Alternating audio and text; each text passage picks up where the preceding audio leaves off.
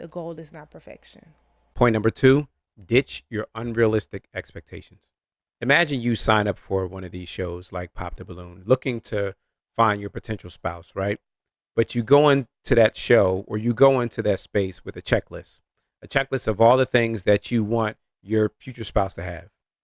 Like they got to be funny, they got to be smart, they got to be creative, they have to be tall, they have to have curly hair. All these things are just setting yourself up for failure. But then at the same time, think about the other person. How do you think that makes the other person feel? That's putting a lot of pressure on that other person.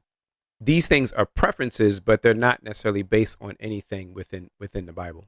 That's not to say that you shouldn't have standards, but at the same time, you have to realize that what are these standards based on? If they're tall, dark skin, light skin, fair skin, curly hair, straight hair, all these things aren't giving me the character of that person.